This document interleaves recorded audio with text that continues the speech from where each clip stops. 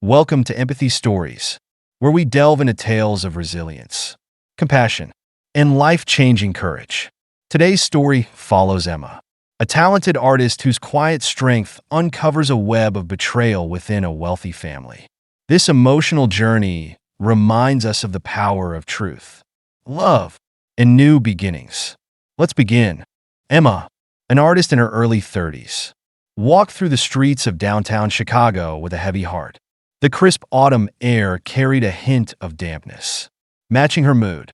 In her hands, she clutched a worn folder filled with evidence she had painstakingly gathered, proof of Lucas's betrayal. Today wasn't just any day.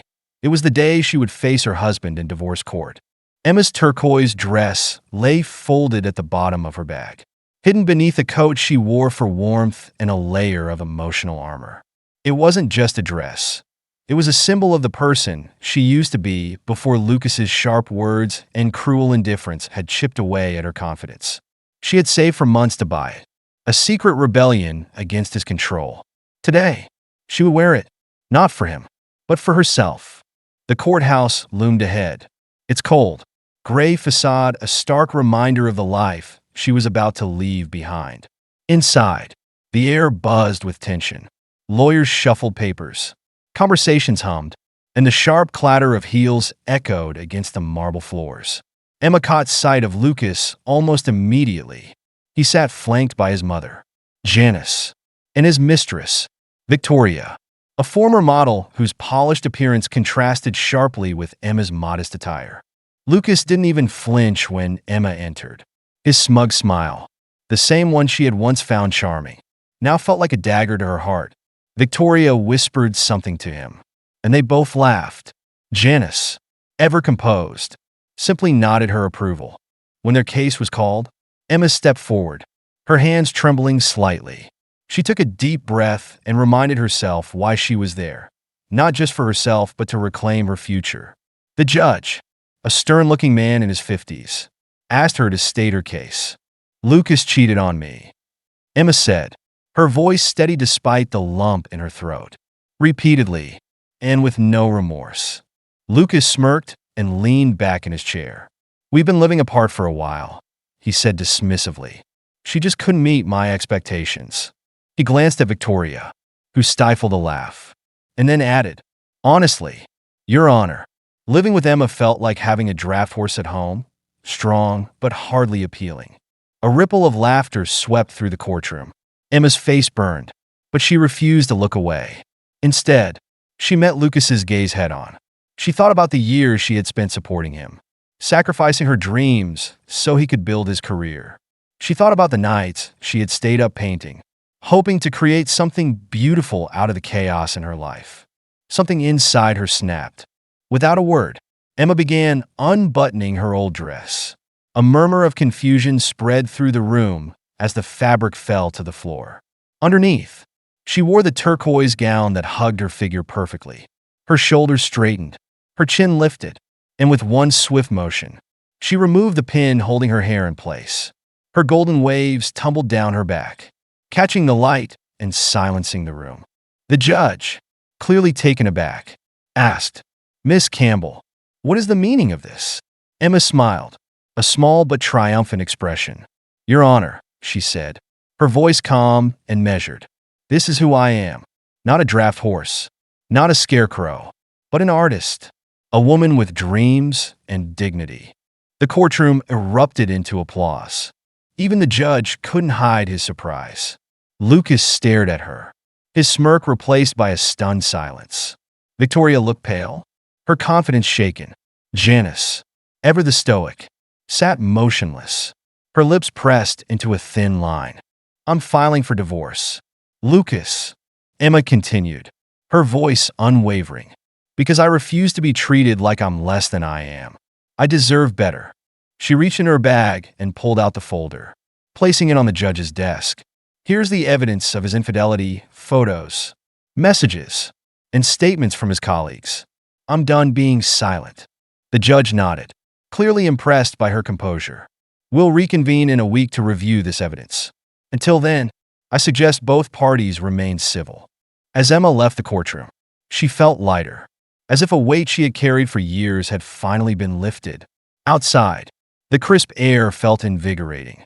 She tossed her old dress into a nearby trash can, a symbolic goodbye to the woman she used to be. For the first time in years, Emma felt free. She wasn't just ending a marriage. She was reclaiming her identity. As she walked away, her mind drifted to her next project, a portrait commission for the Chandlers in Boston. It wasn't just work, it was a chance to start anew. Little did she know, that project would change her life in ways she could never have imagined. The sleek, modern Chandler estate stood proudly at the end of a long, tree-lined driveway in Boston's upscale Beacon Hill neighborhood. Emma couldn't help but admire its architectural grandeur as she approached. The facade gleamed in the soft autumn sunlight, with large, arched windows framed by intricate stonework. The lush landscaping hinted at wealth and taste. But to Emma, it felt cold, more a monument to success than a home filled with warmth.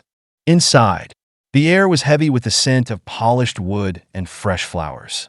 Stella Chandler, Michael's wife, met Emma at the door. Her sharp, scrutinizing gaze traveled over Emma's turquoise dress before settling on her face. Stella's tight smile was as unwelcoming as the clipped tone of her voice. "You're the artist Michael hired?" she asked, more a statement than a question. "Yes, I'm Emma," she replied, forcing a polite smile. "It's a pleasure to meet you." Stella's eyes narrowed slightly. "We'll see about that." Emma was led through the house to a spacious living room where Edwin, the Chandler's 7-year-old son, played with a set of wooden blocks. He looked up and grinned, his freckled face lighting up as he spotted Emma. "Are you going to paint me?" he asked, holding up a block as if it were a trophy. "That's right," Emma replied warmly. "And I hear you're the perfect model." As she set up her easel and paints, Emma caught sight of an elderly man sitting in a wingback chair by the window. His eyes were sharp despite the lines on his face, and his posture suggested a former strength that time hadn't entirely eroded. He watched her intently, his presence commanding despite his silence. "That's Calvin," Stella said curtly, noticing Emma's glance. "Michael's stepfather. He has a habit of wandering where he's not needed." Emma gave a polite nod, unsure how to respond. Calvin's eyes didn't waver. There was something unsettling yet intriguing about his gaze, as if he saw more than he let on. As the session began, Edwin chatted happily about his favorite toys and adventures, his youthful energy filling the room. Emma listened attentively, occasionally glancing at Calvin, who now seemed lost in thought. Stella hovered nearby, her presence as cold as the marble floors. When Michael entered the room, the atmosphere shifted. His easygoing demeanor was a stark contrast to Stella's frosty attitude. He greeted Emma warmly and knelt beside Edwin to adjust the boy's position for the portrait. "He's quite the charmer, isn't he?" Michael said with a smile. Emma nodded. "He's wonderful to work with." Michael stood, his eyes lingering on the canvas where Emma had begun to sketch Edwin's form. "You have a gift," he said, his tone sincere. "I can already tell this is going to be something special." "Thank you," Emma replied, her cheeks warming slightly under his praise. That evening, as Emma packed up her supplies, Calvin approached her.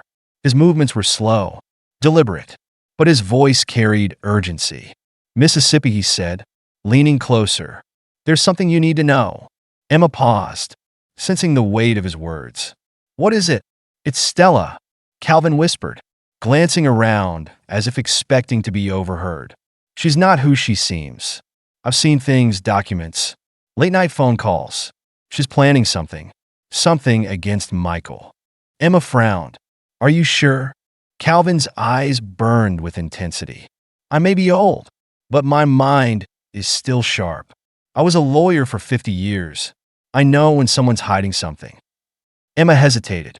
Calvin's sincerity was compelling, but his accusations were bold. "What do you want me to do?" "Help me find proof," Calvin said, gripping her arm gently. "I've already tried to warn Michael, but he brushes me off. If we can uncover what she's up to, we can protect this family." Emma felt a pang of doubt. She was here to paint, not to meddle in family affairs. But the earnestness in Calvin's voice and the glimmer of desperation in his eyes were hard to ignore. "I don't know," she said slowly. "It's not my place. Please." Calvin interrupted. "You're an outsider, someone she wouldn't suspect. I can't do this alone." The next morning, Emma found herself in Stella's office under the pretense of looking for Edwin's forgotten toy. The room was immaculate, with sleek furniture and carefully arranged decor. Her heart pounded as she scanned the space, her eyes landing on a locked drawer in Stella's desk. She didn't have long to search. Footsteps echoed down the hall, and Emma quickly returned to the living room. Her mind raced as she considered Calvin's words and what little she had seen. Later that day, as she painted Edwin's portrait, Stella's cold demeanor seemed sharper than ever. Emma couldn't shake the feeling that Calvin was right.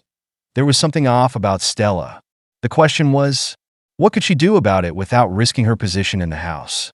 As night fell, Emma found herself drawn into Calvin's plan. With a hidden camera he had managed to procure, they set up a discreet watch on Stella's office. It felt wrong, invasive, but Calvin's conviction left her little room for argument. When the first recording came through, Emma's stomach twisted. Stella's voice was cold and calculating as she spoke to an unknown man on the phone. "Michael will sign whatever I put in front of him," Stella said, "and when the deal goes through, the Chandler estate will be ours." Emma's heart raced. What had she gotten herself into? And more importantly, how would she get out? Unbeknownst to her, the secrets buried within the Chandler household would soon unravel in ways she could never have anticipated. The next few days at the Chandler household were a whirlwind of tension. Emma continued working on Edwin's portrait, trying to maintain a semblance of normalcy despite the storm brewing around her. Every interaction with Stella felt sharper, every glance laced with suspicion. Meanwhile, Calvin's whispered warnings played on a loop in her mind. The hidden camera's recordings revealed more than Emma ever anticipated. Stella's late-night calls were laced with plans to manipulate Michael into signing documents he hadn't fully read. The recordings hinted at deals with shady investors and moves that would leave Michael bankrupt while enriching Stella and her mysterious associate. Emma couldn't ignore the weight of what she had uncovered. Stella wasn't just scheming, she was dangerous. One evening, as Emma reviewed the latest footage in her small apartment, Calvin arrived unexpectedly. His frail figure leaned on his cane, but his presence was commanding. He handed her a flash drive. "This is all the evidence we need," he said, his voice steady despite his evident exhaustion. "It's time to confront Michael." Emma hesitated, staring at the drive in her hand. "What if he doesn't believe us?" "He will," Calvin replied. "He loves Edwin too much to ignore what's at stake." The following morning, Emma and Calvin entered the Chandler estate together. Stella's icy gaze followed them as they stepped into the living room, where Michael was sipping coffee and reading the newspaper. Edwin played nearby, his innocent laughter cutting through the heavy atmosphere. "Michael," Calvin began, his voice resolute, "there's something you need to see." Michael frowned, setting his coffee down. "What is it?" Emma handed him the flash drive. "It's recordings from the last week. Please, just watch." Suspicion flashed across Michael's face as he plugged the drive into his laptop. The room fell silent as Stella's voice filled the space.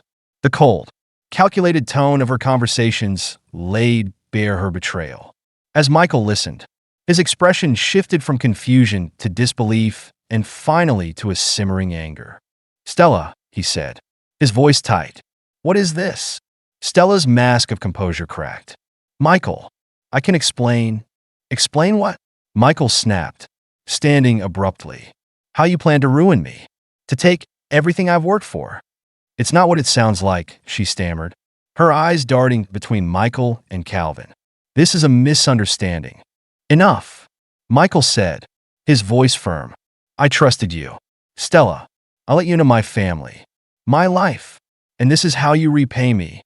In a desperate move, Stella lunged toward Calvin, her face twisted with rage. "You old fool. You've ruined everything," she screamed, knocking over a vase as she reached for him. Michael stepped between them, holding her back. "That's enough," he barked, The commotion drew the attention of the household staff, who stood frozen in the doorway. Emma rushed to Edwin, pulling him aside to shield him from the chaos. The boy clung to her, his wide eyes filled with confusion. Police arrived shortly after, summoned by Calvin before the confrontation. Stella's attempts to deny and deflect were futile in the face of the evidence. As she was led away in handcuffs, she shot a venomous glare at Emma. "This isn't over," she hissed. In the days that followed, Michael worked tirelessly to undo the damage Stella had caused. Calvin's reputation as a shrewd lawyer came to the forefront as he guided Michael through the legal labyrinth. The recordings were handed over to the authorities, who launched a full investigation into Stella's dealings. Emma, meanwhile, found herself in a unique position. Michael, grateful for her courage and honesty, offered her a permanent role in the household as Edwin's art tutor. At first, she hesitated, unsure if she belonged in their world. But the bond she had formed with Edwin and the growing connection with Michael was undeniable. One evening, as the autumn leaves fell in golden cascades outside, Michael approached Emma in the studio where she was putting the final touches on Edwin's portrait. "I can't thank you enough," he said, his voice soft. "You didn't just save my business. You saved my family." Emma looked up from her work, her cheeks flushing. "I just did what anyone would have done." "Not anyone," Michael said, stepping closer. "You have a rare strength, Emma, and a rare heart." His words hung in the air, warm and unspoken promises carried within them. For the first time in years, Emma felt truly seen, not as a struggling artist or a survivor of heartbreak, but as someone worthy of love and respect. The portrait of Edwin became the centerpiece of the Chandler home, a testament to the resilience and unity of a family tested by betrayal. Calvin, reinvigorated by the events, took up writing his memoirs, eager to share the stories of his legendary legal career.